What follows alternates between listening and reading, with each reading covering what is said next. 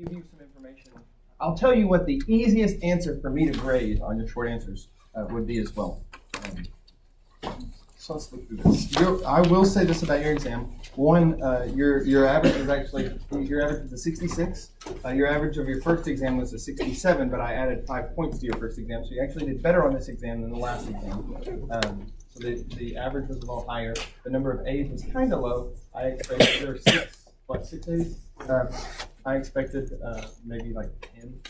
So it's not too bad. I didn't do too bad on this exam. I was surprised at this. You guys did pretty well on your short answer, and you did awful on the multiple choice. The multiple choice hammered you. It hammered you. The average person got 13 questions right on the multiple choice, and it should be 16. It should be 16. That's a lot of points missed. A lot of points missed on your multiple choice. I was very surprised. No one got all 20 right. No one. The best was 19. So that's why no one has 100, because no one got all the multiple choice questions right. Most of these A's and B's had most of these had 2 missed questions. Most of these B's had 3 missed questions or 4 missed questions, and that's why you got B's, is because you missed too many of the multiple choice questions. It's hard to recover from that. So I did an analysis on what questions were missed. The most missed questions, question like number 9. I don't know if this is the same number on both exams. I don't know if this is the same on both exams. On this form, pink form, question number 9 asks you about native versus non-native substrates. All of this information is irrelevant. The question is, what are the best steady-state kinetic parameters? That's it. You want a low Km and a high Kcat, right? Kcat is your catalytic efficiency, your turnover number. A high turnover is good, right? A low Km is good. A low Km is good. A high Kcat is good. So which number or which answer choice had the lowest Km and the highest Kcat? What else was missed? Number 11, surprisingly, which of the following experimental conditions would cause a change in Vmax and Km? That was pretty straightforward. I expected that one to be more difficult. Number 12, which feature of chymotrypsin is specific to recognize and position the substrate correctly? That would be the hydrophobic pocket, right? The hydrophobic pocket. The answer is the oxyanion hole. What is the purpose of the oxyanion hole? It is to stabilize the charged oxyanion intermediate. It is not to position the substrate. The substrate is positioned into the oxygen is in the oxyanion hole. But the role of the hydrophobic pocket is to recognize and position the substrate. 13 plus 5. 14. I thought I made this question super hard and everybody got it right. 14. Which change in physiological condition will cause hemoglobin to release oxygen more effectively into the tissues? This kind of goes along with one of your short answer questions. If you got this right, you should have got at least partial credit on your short answer, because that's one of the questions. An increase in concentration of the CO2 in hemoglobin. What is that going to do? If you increase concentration of CO2 in hemoglobin, it's going to liberate hydrogen. It's going to drop your pH, and it's going to cause oxygen to be delivered in the tissues more efficiently, because hemoglobin will also bind hydrogen. So the more lower your pH, the more hydrogen available. So the more oxygen that's going to be delivered to your tissues. So your answer should have been A, an increase in the concentration of CO2 from hemoglobin. pH change going up means less hydrogen available to compete with oxygen. So that would have an inverse effect. A change in the pressure or concentration of oxygen would be the exact same. It would have the opposite effect. A decrease in the availability of BPG, not BPH, BPG, would also have the opposite effect, right? Decrease in the availability of BPG has a negative effect on cooperativity, so it would cause oxygen to bind tighter, not to release in the tissues. So the answer would be A. 15. My goodness, how many people missed this question? You answered E. You got the question wrong. Because one of these is a non-reducing sugar. How do you identify non-reducing sugars? Anomeric carbons. Your only goal is, obviously these two are going to be reducing sugars because they are monosaccharides, and all monosaccharides are reducing sugars. The question is on A or B, do either of these linkages contain both anomeric carbons? On A, it does not. Your anomeric carbon on A is up here. On B, your anomeric carbon is here. So it does contain both. How do I know my anomeric carbon is here? Right? OH here. If I were to try to unwrap this, I can't unwrap this. Right? Here's my OH. I don't have an OH here. If I had an OH here, this would have been my anomeric carbon. No OH here. Can't be your anomeric carbon. Anomeric carbon. So it is a non-reducing sugar.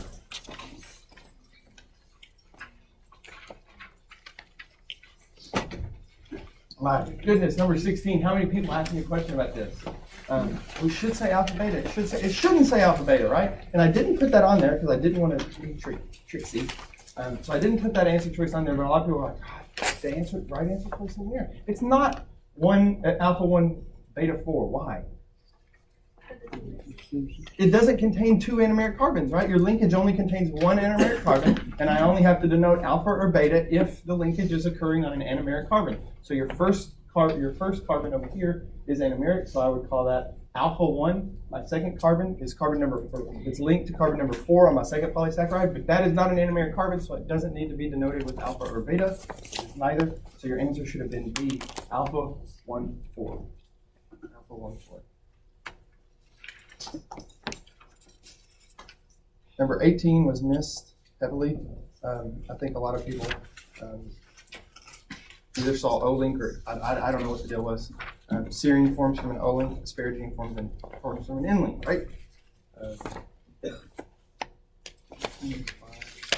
That's fine. Yeah, those were the most missed questions on your exam. As far as short answer goes, the first one.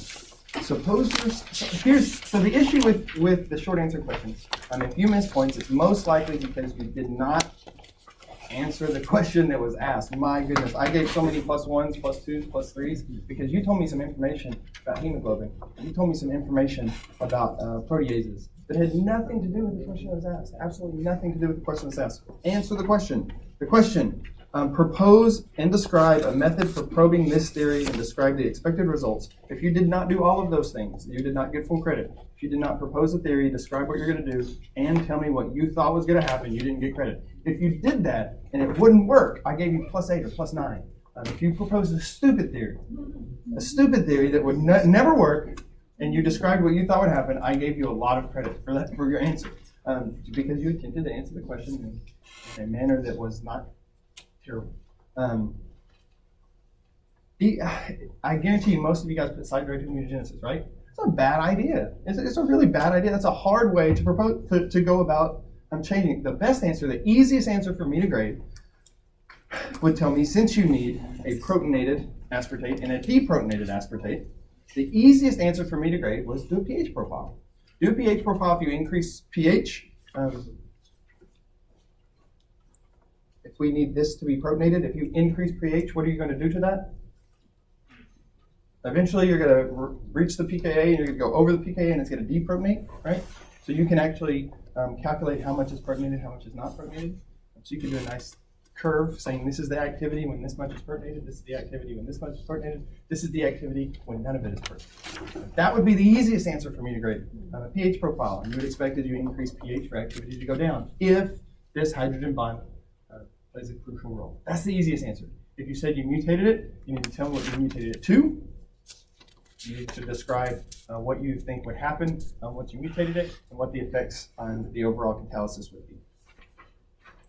Question number 2, hemoglobin is a globular protein consisting of 4 subunits capable of binding and transporting molecular oxygen with a high degree of cooperativity. Please discuss 2 methods of regulation of hemoglobin and explain how regulation of this system integrates with cooperativity. I did not ask you to describe cooperativity. I asked you to describe 2 methods of regulation, and as soon as you start out, we can regulate, you can regulate. I'm not doing an experiment. How does hemoglobin regulate itself? If hemoglobin is being regulated by carbon dioxide, there's a great example, or pH, you don't go and change pH. You don't change the amount of, it may, I don't know the effects of what I just did. Sorry, I'm getting excited. It's not something that you control. I guess it is something you control, but not voluntarily. So I wanted you to tell me about various methods of regulation. and not just saying BPG and pH, or BPG and CO2. How does BPG work? Does it bind allosterically? You should have said that. What does it do once it binds allosterically? Does it stabilize a specific form? Does it bind oxygen? What are the effects of pH? What are the effects of CO2? Not just decrease in pH does this, or an increase in CO2 does this. How does a decrease in pH affect cooperativity, and how does increase in the concentration of CO2 affect pH?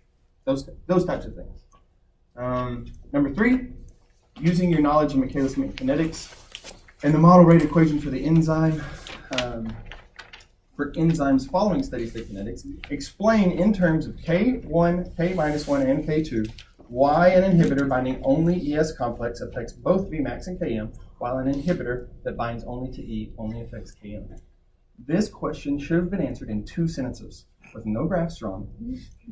2 sentences with no graphs drawn. If you would have told me that Vmax, if you derived the Michaelis-Menten equation, that's great. You should be able to do that.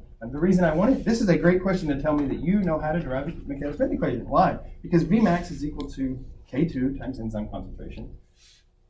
Km is equal to K minus 1 plus K2 divided by K1. So you can tell me that an inhibitor binding to enzyme complex affects K2, which is a function of both Km and Vmax, where an enzyme binding only to E does not affect K2, it affects K1. And that is not a function of Vmax. It is a function of Km, so that's why it changes. That's it. That's all the information that had to be on there. If you described what these were, so many people gave me a long explanation that described that ES complex affects both Km and Vmax, and inhibitor only affects K. An inhibitor that binds to E only affects Km. That's great, but that's also in the question. It doesn't tell me any information. You knew anything. I actually gave you partial credit for it, but all you did was restate the last sentence of the question. The question specifically asked to explain this in terms of rates, not in terms of substrate concentration, not in terms of inhibitor concentration. It's great that you know that you can. I didn't ask you to identify a competitive or non-competitive inhibitor or an uncompetitive inhibitor. If you did, that's fine. But the question specifically asked compare rates. Compare the differences between an inhibitor that binds to ES in terms of rates. Compare the difference of that to an inhibitor that binds only to E in terms of rates. So on your next exam, when you see short answer problems, make sure you answer the question that's asked. Make sure you answer the actual question. You can tell me as much information as you want to. I would rather you not. I'd rather you answer the question and that's it. I'm much more prone to give full credit to a person that wrote 2 sentences than a person that wrote 40 sentences. Believe it or not, I graded, how many exams I graded? My wife was so pissed this week when she wanted to hang out. She was off work, wanted to do stuff, and I literally graded like 10 hours a day, both days, Saturday and Sunday. Ton of grading. I know you want your grades back. I remember how bad it sucked not getting your grades back. It's very frustrating. And also, I wanted you to have these grades before drop date. That being said, if you failed both exams, is there hope? Sure, there's hope. Absolutely. If you made a 20 on both exams, probably not a lot of it. There is hope. Probably not a lot of it. You should start considering your options. What do you want to do for this class? If achieving the grade, you can't. If you have a goal and your goal is this grade, calculate. Is it mathematically possible from this point on? You know exactly what's going to happen. You are going to get 30. Actually, you're going to get 31 bonus points. So you get 31 bonus points available. How many have you achieved so far? How many could you possibly get? What are your grades on your first exam? You know how they're weighted. What do you need to get on your last exam and your final? Get what grade you want. If it is not mathematically possible and you are not willing to budge on that grade, the only other option is drop class. Drop date's Wednesday. So these you have to. You guys have been long enough to know how to drop. Maybe you've never dropped before. Hopefully you have. Contact your advisor on that day. You cannot drop yourself at this point. You have to ask for help. Nobody trusts you to do those things. You can drink alcohol. You cannot drop class. Most of you. You 21? Can't. Legally. Anyway, yes. Calculate your grades. See what they could be. If you want to come talk to me about what could I get, come talk to me about what could I get. Do I curve? No. Is a 90 plus an A? Yes. Sometimes it's an 89 and A. We'll see. It all depends. If I have to curve, I'll curve at the end of the semester. The only way to guarantee that you get an A is to make above a 90. Curve, we curve. If we don't, we don't. Don't count on it because it depends on how things stand. Any questions? Here's the last thing I'll say about your exam. One, I don't really argue partial credit. I was very lenient, very, very, very lenient. I promise if I showed some of the other biochem professors what I gave +8 for, they'd be like, what? I was very lenient on your bonus points. If you think I made a mistake, if you think you satisfied all of that criteria, if you think you explained all of that, and I did not give you credit, then you can come talk to me and we'll talk about credit. If you think you deserve +1, if you got +3 and you're like, man, I really deserve +4, I'm not going to talk about it. Sorry. Okay. Any questions about your exam, about things going forward from here on out? None? Come on. That has to be. How did you feel about the exam? It was more difficult. Y'all did better. Your averages were better than the first exam. Overall, you did better than the first exam. You thought it was more difficult. It should have been more difficult. It was supposed to be more difficult. Yeah, you didn't do bad. Is it representative of the difficulty of the MCAT questions? You think so? You think it's more difficult? Well, that's great. That's great. I would have. Are you saying this was harder than the MCAT or the MCAT first? Sure. So this is harder than I didn't take the MCAT, so I don't know that. I need to derive a Cayless-Menten equation for the MCAT. Well, that's good news. Is exam 3 going to be Can we just not talk about the MCAT, okay? Is exam 3 going to be more difficult? No. It's going to be different. Oh my gosh. It's going to be different. I mean, I don't think it should be more difficult. If you're a biology major, you should probably think it's easier. It's going to be like much more like those types of questions, which I don't like. I don't like it. What's up? How difficult do you think your final is going to end up being? How what? How difficult do you think your final The final is going to, since you guys, it's right before drop day. I mean, inquiring minds want to know. No, that's a great question. I'm saying you guys did not do well on your multiple choice, and it's all going to be multiple choice. There's going to be no short answer on your final. It's all going to be multiple choice matching true false. Probably more. Probably more than 50. What's up? More than 50. It'll probably be like 60, 65. But a lot of it is you know it or you don't know it, and most of it you probably should know. It's yeah. There is it going to be difficult? I don't think so. But is that a good gauge? I don't know. That's not good. How well we're going to do. No, I think. I mean, it should be on par with probably this exam and your next exam. I assume your next exam is going to be easier, just because the type of content that we're covering is not. We're covering pathways. And these are pathways that you've already, most of them are pathways you've already talked about before. So you should have a good idea of these pathways in general. There'll be a couple new pathways that we'll talk about. Again, I think that's, you study the pathways. It's not crazy. Is your next exam around Thanksgiving? Your next exam will be after Thanksgiving. Yes, the week after Thanksgiving. Oh, I know. Good old Thanksgiving. Number 2?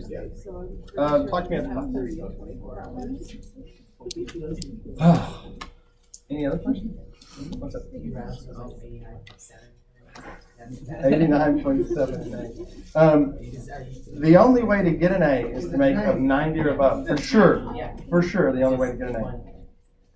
I realize this is way ahead of time still, but is there going to be any new content for the final exam? There will be one extra pathway. So after your last exam is basically going to be on the last day we could possibly have it. If I could have an exam on dead week, or I guess we don't have dead week here, but we do have no exams on that week. I don't know why they don't call it dead week. Dr. Lovely did it. You should do it. I'm not going to do it. I'm not going to have an exam that's like 3 days before the final. That's kind of dumb. If I could, I would. But I'm not supposed to. I'm not tenured. They can fire me. They can't fire me. I don't have tenure. So they can actually fire me. They Something can't do to look anything. forward to then. Anyway, yes, exam the week after Thanksgiving, then you'll have dead week, then your final. During dead week, we will meet. We'll talk about one additional pathway. And then there will be one extra topic. It's an entire chapter, but we're going to pick one pathway out of that chapter. Any other questions? It won't be like the Monday right after. Yeah, it will be. Oh. And it's going to be at 7 a.m. No, I'm just kidding. It'll probably be Friday. It'll probably be that Friday. I always want to like make you guys laugh, and I always want to crack jokes during your exam. But then I'm like, that's probably not the time to do that. I did it in one class last year, and somebody got really mad. No more jokes during exams. No more jokes. Okay. Any other questions before we're done? Not before we're done. Before we start.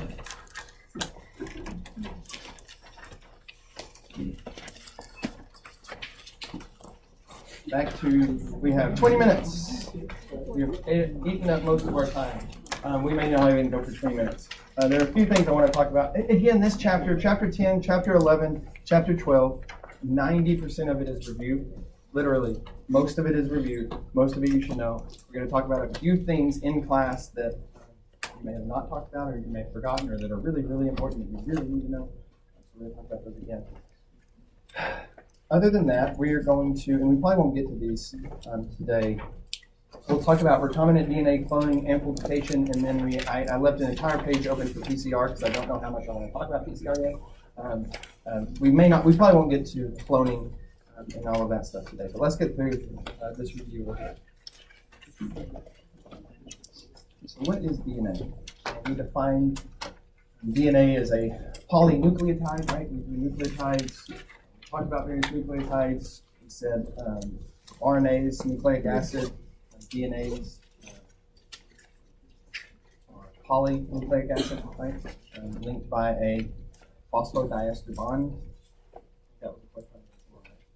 What's the linkage between the phosphate of one NTP and the sugar of the next, and that is a phosphodiester bond. DNA, what is DNA? DNA forms a double helix. Experiments by Watson and Crick came up with the idea of base pairing and justify the formation of double helices. And we're going to talk in a second, what do we mean by genes? A little bit about chromosomes and genes, expression and regulation, and amplification, and replication. And when we talk about genes, we're talking about sequences of base pairs. Sequences of base pairs. So when we say we turn on a gene or we turn off a gene, we're replicating a sequence of DNA. So there's information contained in that sequence of DNA. Where's the information contained? Base pairs, because that's the only difference, right? In a strand of DNA, the only thing that separates one nucleotide from the next, from the next, from the next is the base that's attached to it, right? We'll talk a lot about base pairs. What do you mean by base pairs? Bases pair to form a double-stranded helix, right? Double-stranded helix. I told my wife and I told you guys about cutting up the sheep brain and sticking it in Jason Galbraith's mouth. She thought it was funny. She said, I don't know why y'all wouldn't have laughed. I told her that some people laughed and some people were like, oh. She said she would have laughed. She knows Jason, so that's why she laughed. But he deserved it. He probably still does. Anyway, base pairing. Thymine pairs with adenine. How do they pair through hydrogen bonding? Draw thymine.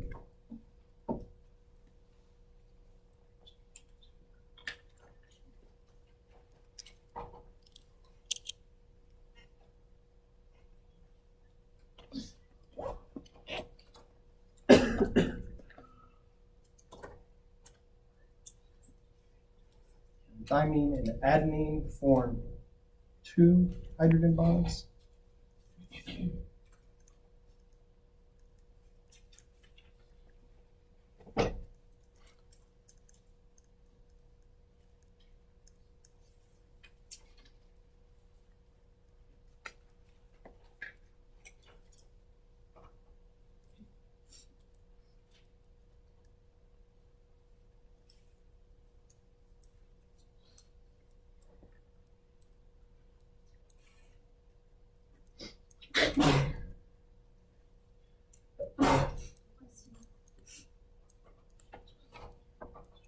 cytosine and guanine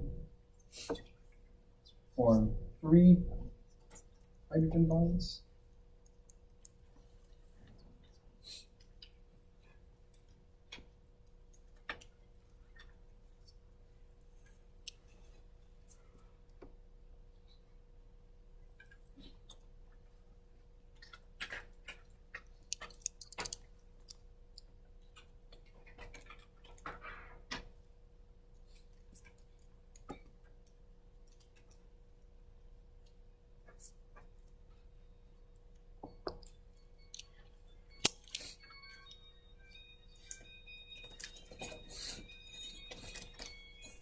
I like the name. Soothing.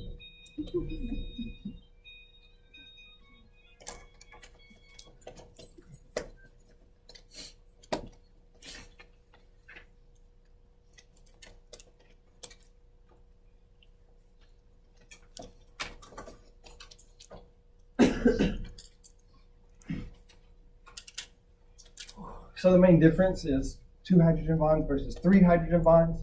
Which one do you think is going to be easier to break? 2 hydrogen bonds is going to be easier than 3 hydrogen bonds. We're going to talk in a minute about denaturing double-stranded DNA.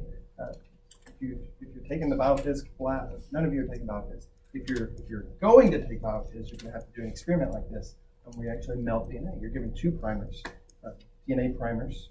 They're going to stick together, right? They're going to base pair, stick together, and you're going to melt them. What do we mean by melting?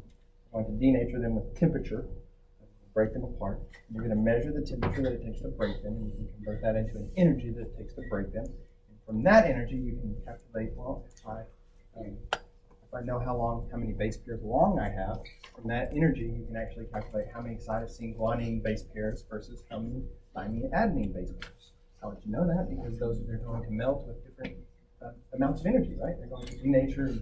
These hydrogen bonds are going to be disrupted with different amounts of energy. And you can actually calculate the ratio of cytosine guanine to thymine adenine.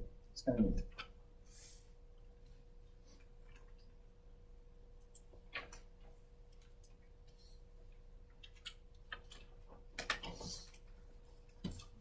We'll talk a little bit about secondary structure, larger structures of DNA. The only one that's really, really important is beta DNA. Why? This is the naturally occurring form. So the native form of DNA is beta DNA. Characteristics of beta DNA. Hydrophobic interior.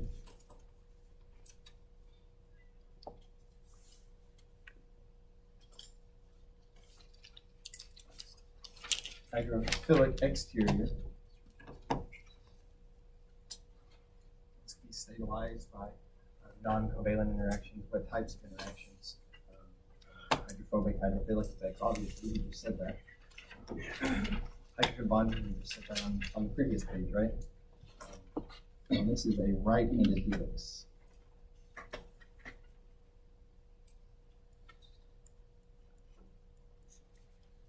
DNA is also a right-handed helix. I'm not going to say found, because it's not found, it's seen. And dehydrated DNA.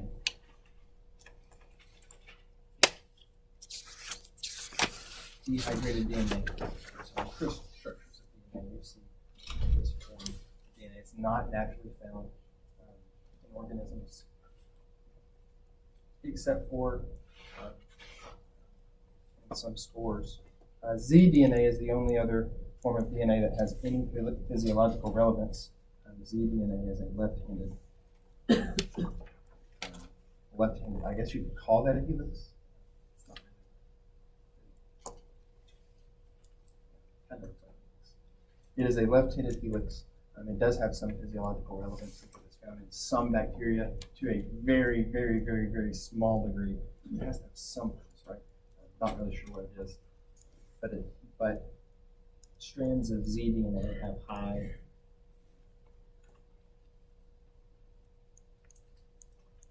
alternating cytosine and guanine residues. look at your textbook and you look at base pairing, you're going to see that different base pairs are going to generate different angles in your helices. So when you look at a perfect helices, you're assuming it is a complete mixture of a perfect repeating pattern of all base pairs. That's not the case, right? Because these differences in base pairs are going to occur in code for different things. And one of the features you see in zDNA is a long strand of alternating C and G residues. Other forms of secondary structure can come from things like palindromes. And if you know any good palindromes, you should share those with your friends, because who doesn't like a palindrome? Sure. Words like the word Hannah is a palindrome. What that means is it reads the same forwards and backwards. We should have a contest. Who can come up with the longest palindrome that makes sense? Hannah, spelled backwards, is the exact same thing. That is a palindrome. Why do we care? You see palindromes all the time in genetic sequencing, in DNA sequencing. Palindromes come up. The extent in which they're relevant isn't really known, and why they come up all the time, it isn't really known. But we do know that sequences containing various sorts of palindromes can have an effect on secondary structure. Sequences exhibiting various sorts of palindromes lead to hairpins and cruciforms. Hairpins are specific secondary features seen in single-stranded RNA and DNA, whereas cruciforms are seen in double-stranded RNA and DNA. So there are two types of. Wow, someone has an awesome research. Did you say thank you? Yeah. I left my wallet up here the other day. I thought somebody was like, I'll take it.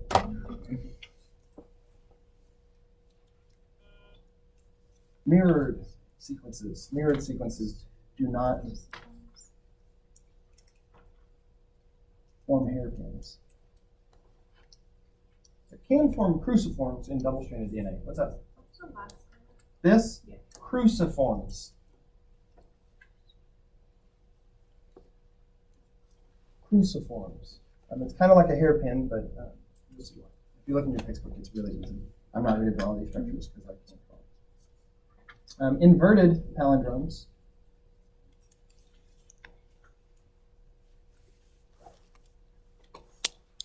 are self-complementary.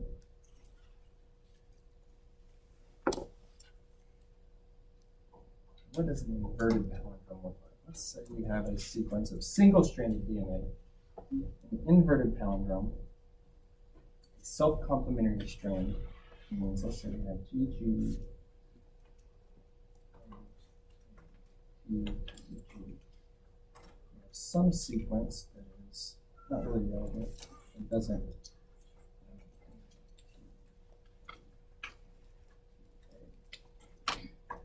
Not complementary to itself, and then we finish it off with a mirrored section of what is complementary to what we had. So G is going to pair with C, T is going to pair with A is going to pair with P, and T is going to pair with C. So we have something that's self-complementary to C in this. These G's are complementary to C's, A's and T's, T's and P's, and G's and C's are complementary. They can stick to each other, and you get what we call a hairpin. So if this G pairs with this C, T's, A's, A's,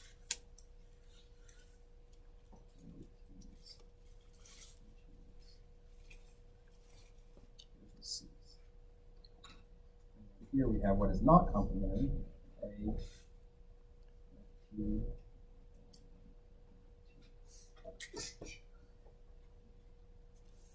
you get what we call a hairpin. If you see this in double-stranded DNA, it often leads to cruciforms, where you have both strands of DNA kind of puckering out like this. It looks like a cross. That's called cruciform.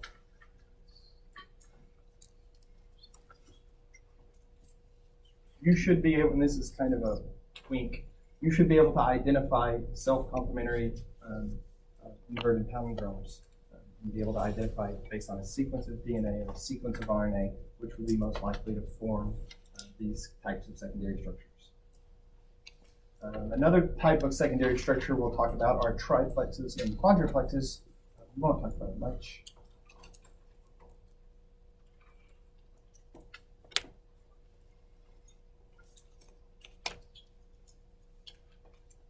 Triplexes and quadruplexes. So DNA, we talked about naturally is double-stranded form, forming from a duplex of two complementary DNA strands.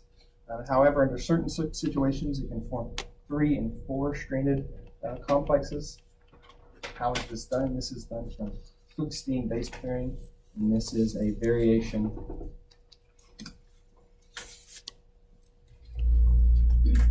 in hydrogen bonding from base pairs. And if we go back to what we just drew a second ago, so here are our Watson-Crick base pairs. Here are our Watson-Crick base pairs. What you'll see is in Hooke-Steen base pairing is not extremely common, but you'll see it in which adenine will form hydrogen bonds at different locations. Guanine will form bonds, hydrogen bonds at different locations. So at these locations that I've marked out with a star, adenine can actually form another base pair with another thymine at this location. So you can see how one strand of DNA can actually make 2 strands of DNA.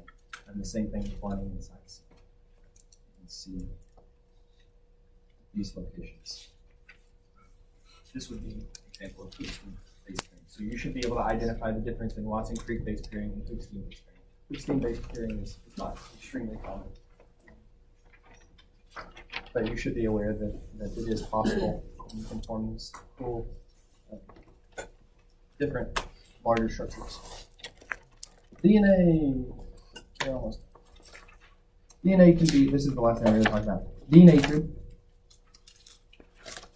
and renatured. And we don't say renatured, we say annealed. It is renatured.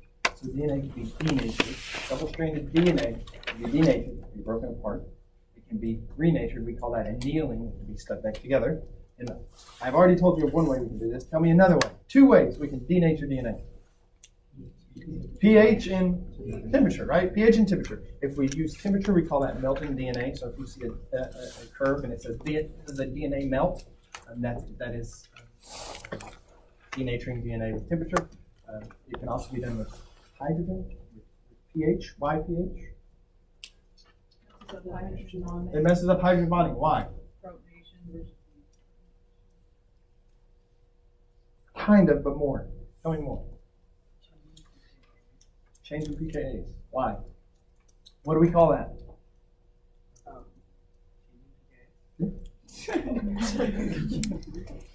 Tautomerization. Oh, right. You're right. It is a change in pKa. You're not wrong. You're right. Yes, call that tautomerization. So why does pH play a role? You can change hydrogen bonding, right?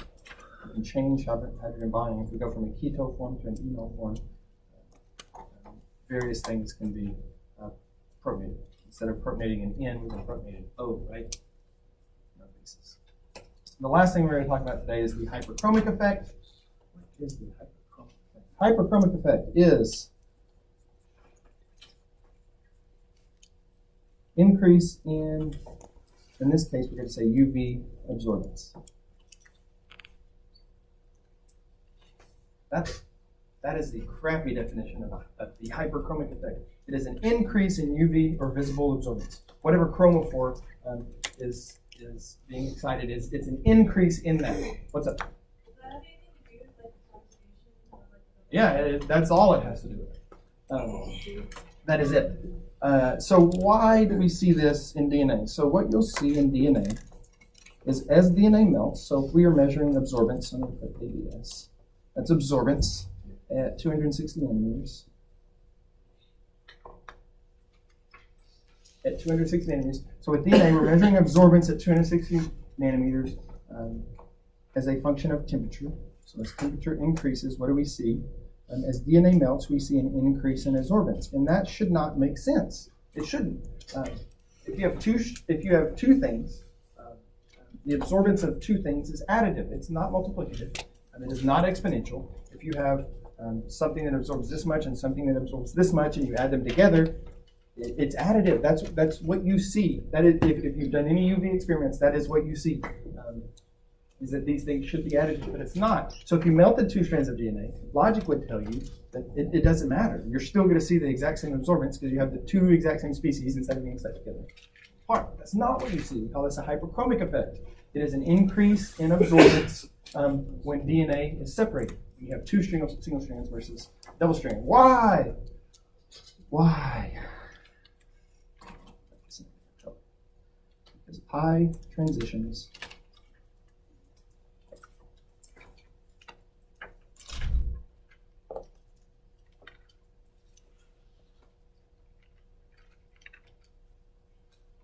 are suppressed in double-stranded DNA. That's what we're measuring. We're measuring these pi transitions. And these are suppressed in double-stranded DNA. Why? Stacking. What does that mean? It's like within the same base pair, you have the adenine and then the other groups stacked with each other. And when the DNA breaks off, the stacking decreases. Yeah. And that's why. Okay, I like it. Stacking decreases. If you're still confused, another way to think of it is hydrogen bonding interactions are kind of locking in these electrons. There's a lot of aromaticity in these bases. When you start hydrogen bonding to other things, you're breaking that aromaticity and you're locking it into a rigid structure. And you can't, stacking means you can't have a lot of these pi to pi transitions because we're locked into a specific resonance structure. And as soon as these things start to break, we lose all of that. We actually open up more possibilities for pi to pi transitions. So what really matters?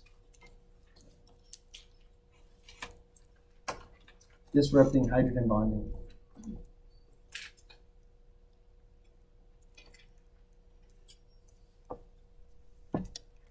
Increases resonance. Actually, increases electron delocalization.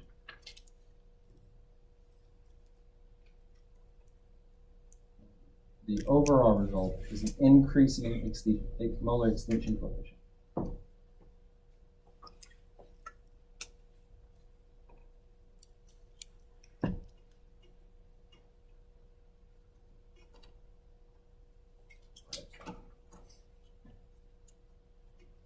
So again, what do we see in the hyperchromic effect? What's up? Delocalization. I would get a run out of my finest dots. You wouldn't have been able to read it.